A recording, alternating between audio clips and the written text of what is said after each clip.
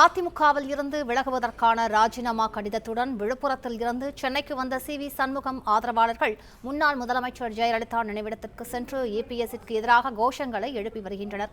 கூடுதல் விவரங்களை செய்தியாளர் முனாப்பிடம் கேட்கலாம். முனாப், அங்கு இருக்கக்கூடிய சூழல் என்னவாக இருக்கிறது? விவரங்களை பதிவு பண்ணுங்க. சென்னை மெரினா கடற்கரையில் உள்ள மறைந்த முதலமைச்சர் ஜெயலலிதா நினைவிடத்திற்கு சி.வி. சண்முகம் ஆதரவாளர்கள் தற்போது வந்திருக்கிறார்கள். ராஜினாமா கடிதத்துடன் விழுப்புரத்தில் இருந்து சென்னைக்கு தற்போது சி.வி. சண்முகம் ஆதரவாளர்கள் கூடியிருக்கிறார்கள். அதிமுக பொதுச் செயலாளர் எடப்பாடி பழனிசாமிக்கு எதிராக சி.வி. சண்முகம் ஆதரவாளர்கள் தற்போது மறைந்த முதலமைச்சர் ஜெயலலிதா நினைவிடத்தில் கோஷம் எழுப்பி வருகின்றனர்.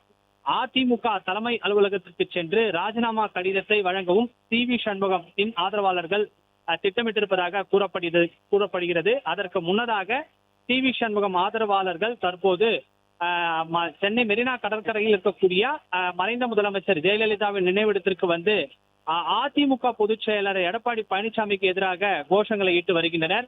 சி.வி. சண்முகம் ஆதரவாளர்கள் வருகை தந்திருப்பதால் அதிமுக தலைமை அலுவலகத்திற்கும் தற்போது மெரினா கடற்கரை இருக்கக்கூடிய அவரது நினைவிடத்திற்கும் போலீசார் பாதுகாப்பு போடப்பட்டிருக்கிறது.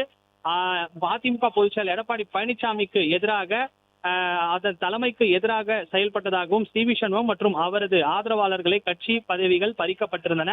கட்சி பதவிகள் பறிக்கப்பட்ட நிலையில் அடிப்படை உறுப்பினர் பொறுப்பில் இருந்து விலக சி.வி. சண்முக ஆதரவாளர்கள் முடிவு செய்திருக்கிறார்கள். அதன் அடிப்படையில் தற்போது அந்த ராஜினாமா கடிதத்துடன் தற்போது சென்னை மெரினா கடற்கரையில் உள்ள ஜெயலலிதா நினைவிடத்திற்கு வந்து இபிஎஸ்க்கு எதிராக தற்போது கோஷங்களை எழுப்பி வருகின்றனர். குறிப்பாக நடந்து முடிந்த தமிழக சட்டமன்ற தேர்தலில் தோல்வியால் சி.வி. சண்முகம், எஸ்.பி. வேலுமணி தலைமையில் சில எம்எல்ஏக்கள் எடப்பாடி பழனிசாமிக்கு எதிராக போர்க்கொடியை தூக்கினர்.